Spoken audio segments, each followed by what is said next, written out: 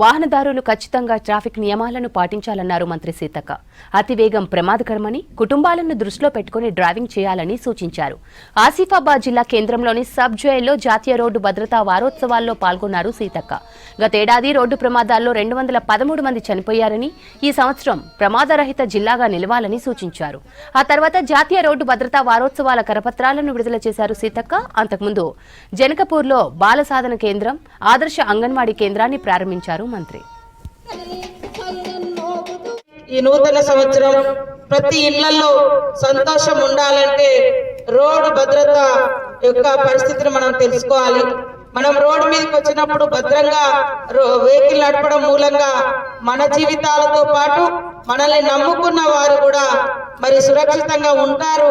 అదే విధంగా రోడ్డు మీదకి వచ్చినటువంటి వాళ్ళ మీదకి కూడా మనం నడిపే వాహనం మీదకి పోయి కూడా ఏ తప్పు లేకున్నా వాళ్ళు కూడా యాక్సిడెంట్లలో మరణిస్తూ ఉంటారు.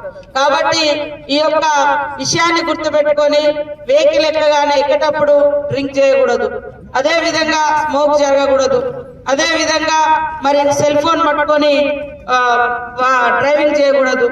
అదే విధంగా ముఖ్యంగా రోడ్డు మీదకి వచ్చినప్పుడు ఒక్కొక్కసారి మన తప్పు లేకున్నా ఎదుటోళ్ళకి గుద్దేటువంటి పరిస్థితి ఉంటుంది. లేదా సడన్ గా ఏదన్నా వెహికల్ అడ్డం వస్తుంది, సడన్ గా ఏదన్నా జంతువు అడ్డం వస్తుంది, సడన్ బ్రేక్ తోటి ఎగిరిపోయి ఎక్కడో పడి చనిపోతున్నటువంటి పరిస్థితులలో మరి వాటన్నిటి కూడా సురక్షితమైంది హెల్మెట్. కాబట్టి హెల్మెట్ అనేది ప్రతి ఒక్కరు కూడా ధరించాలి.